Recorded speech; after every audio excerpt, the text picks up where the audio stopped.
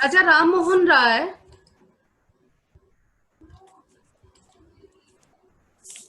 के केवल एक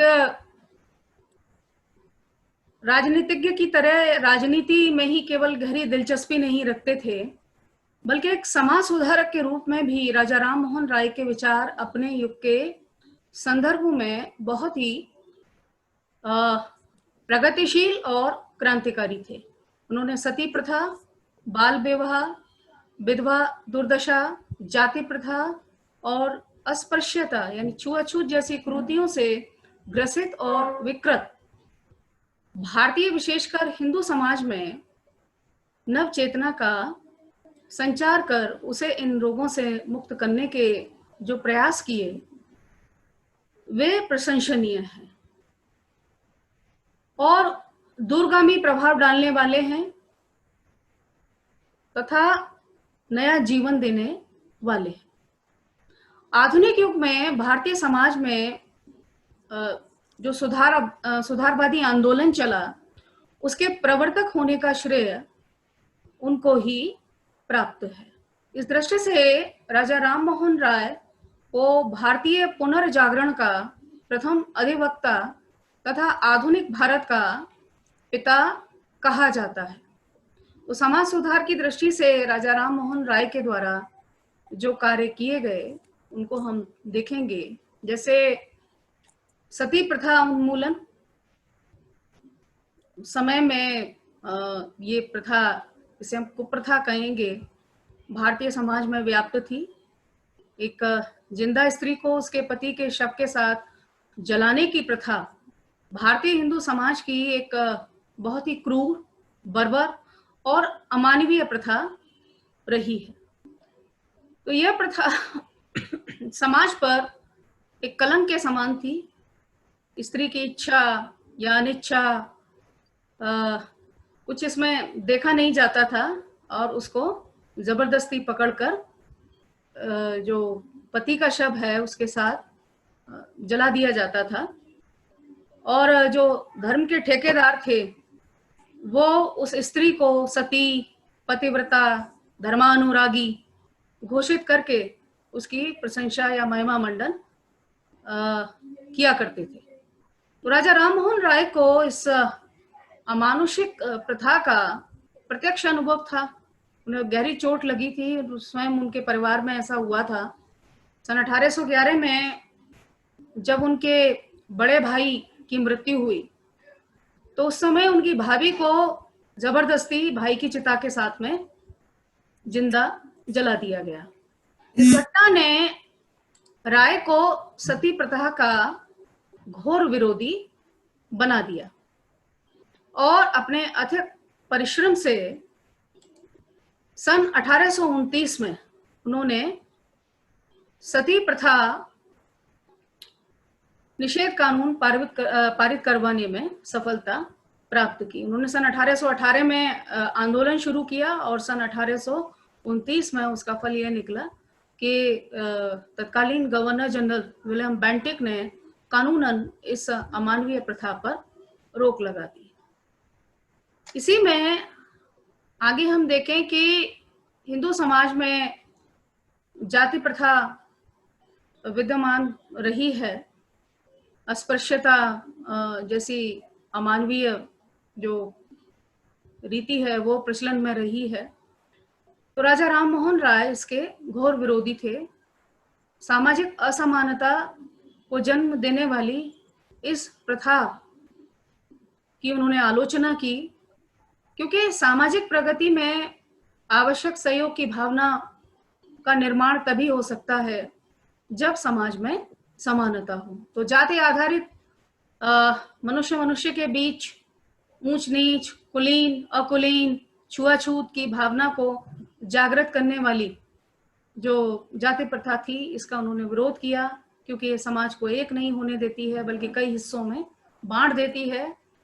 राजा राम मोहन राय का मानना था कि समाज के राजनीतिक उत्थान के लिए सामाजिक उत्थान जरूरी है। यानी राजनीतिक तौर पर हम तभी जो है विकसित हो सकते हैं, पहले हम अपने समाज को जागरूक कर लें, उसमें चेतना का विकास करें, सामाजिक विकास उससे पहली शर्त है। उसके बाद हम राजनीतिक विकास के बारे में सोच सकते हैं। स्त्री की दशा कैसे सुधरे, क्योंकि तत्कालीन समाज में नारियों की जो व्यक्तिगत स्थिति हो या सामाजिक स्थिति हो, ये बहुत ही शोचनीय थी, दयनीय थी। वे पुरुष दास्ता के बोझ के तले दबी हुई थी और नारकीय जीवन जीने के लिए मजबूर थी, विवश थी। राय ने स्त्री को इस दयनीय स्थिति से मुक्ति दिलाने के लिए स्त्री पुरुष समानता पर बल दिया। वे इस दृष्टि से स्त्रियों को प्राचीन भारतीय विदुषी नारियों लीलावती, गार्गी, मैत्रेयी के समान अवसर मिलने के पक्षधर थे। उनकी मान्यता थी कि सुशिक्षित और उन्नत व्यक्तित्व की धनी नारियों से स्वयं समाज तो लाभान्वित होता ही है, कालिदास के समान पुरुष भी उनसे प्रेरणा ग्रहण कर अपने व्यक्तित्व के विकास के लक्ष्य को प्राप्त करने में सफल हो सकते हैं। स्त्रियों की दशा सुधारने की दृष्टि से उन्होंने प्राचीन ग्रंथों के आधार पर अपने पति की संपत्ति में उत्तराधिकार के नियम का समर्थन किया। इसी तरह नारी की दशा में सुधार के लिए पुरुषों के द्वारा उस समय बहुविवाह का प्रचलन था, तो इसका उन्होंने विरोध किया। इसी तरह नारी की दशा में सुधार के लिए उन्होंने कानूनी प्रावधान बनाए जाने की मांग की कि जो बहुविवाह की प्रथा है इस पर रोक लगनी चाहिए। हिंदू पुरुष बिना संबंधित मजिस्ट्रेट की आज्ञा के पहली पत्नी के जीवित होते हुए दूसरी स्त्री से विवाह न कर सके। रूढ़िवादिता और संकीर्णता का उन्होंने विरोध किया। उनका मानना था कि हर एक परंपरा को विवेक और विज्ञान के आधार पर ही हानि लाभ का विचार कर अपनाया जाए। ऐसा नहीं है कि हम किसी परंपरा को इसीलिए चलाए जा रहे हैं कि वो एक परंपरा है, हमें उसका कोई सम्मान करना है। अगर उसकी व्यवहारिकता खत्म हो गई है, परिस्थिति के वो अनुकूल नहीं है, तो फिर ऐसी परंपरा या प्रथा का त्याग करना ही उचित है। उनका स्पष्ट मत था कि भारतीय समाज में बहुत सी ऐसी परंपराएं प्रचलित हैं जो मूल्य खोकर केवल रूढ़ियों में बदल चुकी, लेकिन फिर भी वे समाज में मान्यता प्राप्त हैं और उनका अनुसरण किया जा रहा है, अंधानुकरण किया जा रहा है। तो इससे समाज का विकास नहीं बल्कि पतन हो रहा है। अतः सामाजिक और व्यक्तिगत हित में उनका त्याग करना ही उचित है। इसी प्रकार धर्म, जाति या अन्य आधारों पर व्यवहार में लाई जाने वाली वे विभिन्न प्रकार की संकीर्णताओं के विरोधी रहे। महाकवि रविन्द्रनाथ टैगोर ने राजा राम मोहन राय के बारे में कहा था कि अपने समय के राय अकेले ऐसे व्यक्ति थे जिन्होंने आधुनिक युग के मूल्य और महत्व को भली भांति पहचाना था। उन्होंने यह जाना कि मानव सभ्यता का आदर्श एकांत स्वतंत्रता में नहीं है, बल्कि लोगों और राष्ट्रों के बीच भाईचारा और पारस्परिक सहयोग भाव में निहित है। उनका प्रयास लोगों में ऐसी चेतना विकसित करना था ताकि वे स्वयं के सांस्कृतिक व्यक्तित्व के प्रति सचेत हों तथा अपनी सभ्यता की श्रेष्ठता को समझ सकें। साथ ही वे परस्पर सौहार्दपूर्ण सहयोग की भावना से प्रेरित हों, अन्य श्रेष्ठ सभ्यताओं के मूल्यों को अपनाने के लिए भी सतत आग्रहशील रहें। तो इस प्रकार से समाज सुधार के जो प्रयास राजा राम मोहन राय के द्वारा किए गए वे बहुत ही महत्वपूर्ण हैं और सराहनीय हैं। आज इसके अलावा हम गोपाल कृष्ण गोखले को पढ़ेंगे। सन 1866 में गोपाल कृष्ण गोखले का जन्म हुआ और सन 1915 में इनका देहावसान हुआ। 19वीं सदी के उत्तरार्ध में जिन महान नेताओं ने ज्ञान, त्याग और देश के प्रति अनुपम निष्ठा से भारत में नई सामाजिक और राजनीतिक चेतना को विकास के नए आयाम दिए, उनमें गोपाल कृष्ण गोखले का नाम बहुत ही श्रद्धा और सम्मान से लिया जाता है। गोखले ने भी राजनीतिक और सामाजिक मुद्दों पर अपने विचार दिए। यहाँ हम सबसे पहले इनके राजनीतिक विचारों को ले लेंगे। तो इसमें हम देखते हैं कि उदारवादी थे, उदारवादी राजनीतिक चिंतन में विश्वास करते थे, उनका प्रगाढ़ विश्वास था। उदारवादी विचारधारा के जो समर्थक रहे तत्कालीन भारत में, जैसे दादा भाई नौरोजी, फिरोज शाह मेहता, सुरेंद्रनाथ बनर्जी और स्वयं गोखले के गुरु महादेव गोविंद रानाडे, तो इन्हीं की तरह गोपाल कृष्ण गोखले भी उदारवादी विचारधारा के समर्थक थे। उदारवादी विचारधारा क्या है? यानी ऐसी विचारधारा जो प्रत्येक व्यक्ति की गरिमा और आजादी का आदर करने वाली है, विधि के अनुसार शासन चलाने वाली है, सर्व समानता तथा सामाजिक न्याय के सिद्धांत पर आधारित है।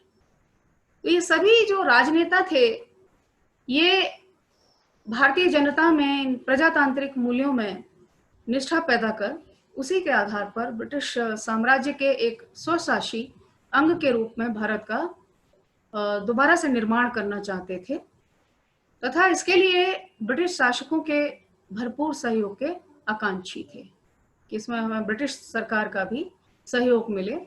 गोखले विलक्षण राजनीतिक विवेक के धनी ही नहीं थे, बल्कि एक दूरदर्शी राजनीतिज्ञ भी थे। दूर तक की जो घटनाएं हैं उनको वो भांप लिया करते थे कि क्या घटित हो सकता है।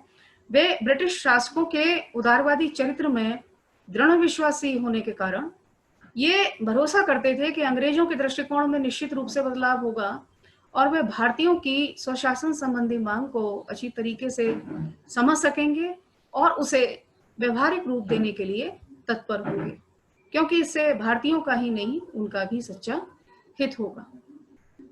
ब्रिटिश शासन एवं शिक्षा को गोपाल कृष्ण गोखले एक दैविक या ईश्वरीय देन मानते थे। दूसरे उदारवादी चिंतकों की तरह ही गोखले भी ब्रिटिश शासन को भारत के लिए हितकारी मानते थे। गोखले की मान्यता थी कि भारत की राजनीतिक एकता, शांतिपूर्ण शासन व्यवस्था, संचार तथा न्याय व्यवस्था आदि सभी ब्रिटिश शासन की ही अमूल्य देन थी। गोखले के अनुसार ब्रिटिश शासक भारत के शासन का संचालन उसके हित में एक न्यास की तरह कर रहे थे, तथा इस दृष्टि से उनका लक्ष्य अपने साम्राज्यवादी स्वार्थों की पूर्ति करना नहीं बल्कि उसकी उन्नति करना था। तो इस तरह से एक सॉफ्ट कॉर्नर था ब्रिटिश गवर्नमेंट को लेके। उनको लगता था कि एक ट्रस्ट की तरह जो ब्रिटिश सरकार है वो भारत को देख रही है। ब्रिटिश साम्राज्य की इस लोक कल्याणकारी छवि में अपनी आस्था के कारण गोखले ने बार बार भारतीयों से ये अपील की कि वे ब्रिटिश सरकार को अपना ज्यादा से ज्यादा सहयोग दें। गोखले ब्रिटिश साम्राज्य को भारत के लिए मुख्य तौर पर दो कारणों से हितकारी मानते थे। पहला ये कि ब्रिटिश राज ने भारत में राजनीतिक एकता तथा शांति और व्यवस्था कायम की है। दूसरा, उसके माध्यम से ही भारत में पश्चिमी शिक्षा का प्रवेश संभव हुआ है, जिसने उसकी उन्नति के द्वार खोल दिए हैं। इसके बाद हम उनकी स्वशासन की परिकल्पना को देख सकते हैं। ब्रिटिश शासन को भारत के लिए एक ईश्वरीय वरदान मानने के कारण गोखले की जो स्वशासन की धारणा या परिकल्पना थी, उसमें भारत का ब्रिटिश साम्राज्य से पूरी तरह से स्वतंत्र हो जाने का भाव निहित नहीं था। यानी ये नहीं चाहते थे कि ब्रिटिश सरकार से हम पूरी तरह से आजाद हो जाएं। उनका मानना ये था कि ब्रिटिश सरकार के अंतर्गत रहकर ही हम अपना विकास कर सकते हैं। वे इस बात को उचित नहीं मानते थे और ना ही व्यवहारिक मानते थे कि हम पूरी तरह से आजाद हो जाएं। इस दृष्टि से स्वशासन से उनका अर्थ था कि ब्रिटिश साम्राज्य के एक अभिन्न अंग के रूप में भारत का एक सम्मानित स्वशासी स्थान तय करना। कुल मिलाकर उनकी जो स्वशासन की परिकल्पना थी, उसका लक्ष्य था साम्राज्य के अधीन स्वशासन तक ही हम रहें। यानी स्वशासन, ब्रिटिश साम्राज्य के अंतर्गत ही हम स्वशासन की बात करें और यहीं तक हम सीमित रहें, क्योंकि तभी हम अपना विकास कर सकते हैं। स्वशासन की अपनी इस धारणा को लेकर सन 1907 में कांग्रेस के इलाहाबाद अधिवेशन में भाषण देते हुए उन्होंने कहा था कि मैं चाहता हूं कि मेरे देश के लोगों की स्थिति उनके देश में वैसी ही हो जैसे अन्य लोगों की अपने देश में है। मैं बिना किसी जाति एवं समुदाय के प्रत्येक स्त्री और पुरुष के पूर्ण विकास का समर्थक हूं। मैं चाहता हूं कि उन पर इस दृष्टि से किसी प्रकार का अप्राकृतिक प्रतिबंध न लगाया जाए।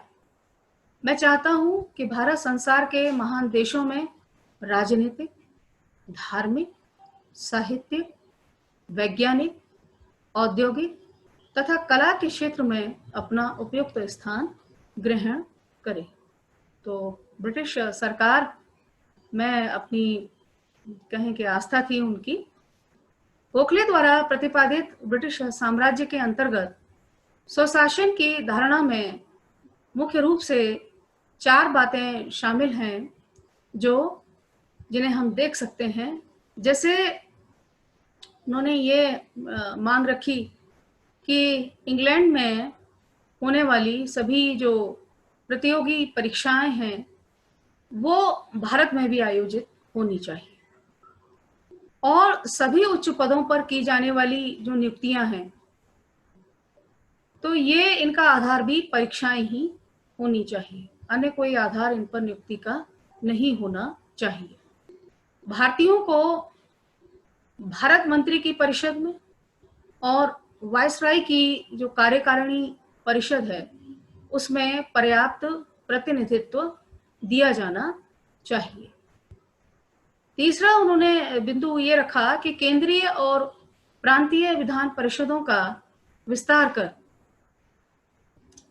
उनमें जनता को वास्तविक ढंग से प्रभावकारी प्रतिनिधित्व दिया जाना चाहिए।